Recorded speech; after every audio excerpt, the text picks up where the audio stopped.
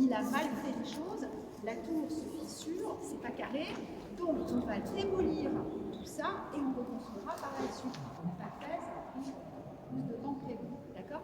Et c'est juste une tour qui avait été fragilisée par des orages successifs qu'on avait appelés les trompes de Gonesse, qui avaient vraiment fragilisé des clochers aux alentours, et c'est pour cette raison qu'on démolit la tour, et maintenant donc, on passe à la reconstruction. Donc on retrouve les carottages de Viollet-le-Duc, c'était il y a 2 ans, quand on a analysé le massif, et puis en même temps, on a retrouvé une soixantaine de squelettes, aussi de là, parce que c'était un vrai cimetière, et en plus ils étaient enterrés par couche. Donc vous avez, c'est vraiment respecté les Mérovingiens, en dessous, Caroline avec Capétien, puis tout le monde un peu serré, puis il n'y a plus de place.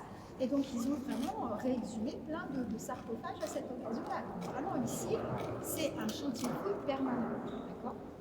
Alors, on fouille, on trouve les premiers rois, et là Saint-Louis a cette idée géniale de se dire on va rendre hommage à ces rois en commandant, ce qu'on appelait la commande Saint-Louis, les 16 premiers gisants à donc, représentation du roi et de la reine. C'est ce que vous avez de chaque côté de la grille ferronnière. D'accord ? Donc parmi les plus anciens, donc des gisants qui sont pierre, qui étaient, je vous rappelle, polychromes à l'époque, c'est-à-dire que tout était peint. D'accord ? Donc une véritable histoire en bande dessinée, ça devait être juste magnifique, parce qu'aujourd'hui on a effectivement la réverbération des vitraux, mais imaginez que les piles, la façade, les gisants, tout ça, c'était en couleur, avec du bleu, du rouge, du doré, comme d'habitude, et les fleurs de lys un petit peu partout. Voilà, alors, gisant, ça vient de quel verbe? Gésile.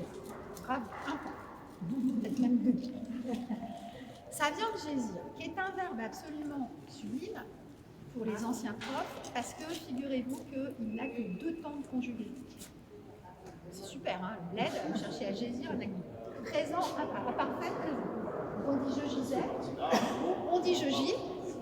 À mon avis, on dit si gis, l'expression consacrée. À mon avis, il n'y a pas de futur parce que personne n'a envie de savoir où il va gisir plus tard. Donc on se dit je girais, non, on ne peut pas le dire. Il n'y en a pas. Et du coup, ça devient un gisant, donc participe présent, qui devient donc un nom. D'accord ? Ça veut dire être allongé. Okay, donc ils sont tous allongés. Mais vous voyez quand même que ce sont des statues colonnes qui ont un pied, qui sont faites pour être debout et que finalement on va mettre à l'horizontale. D'accord ? Alors le gisant, c'est, permettez-moi l'expression, totalement photoshopé pour les côtes.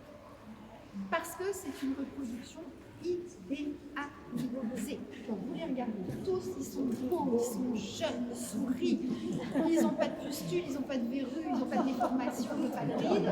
Ils sont magnifiques. Et surtout, ils ont tous la même taille.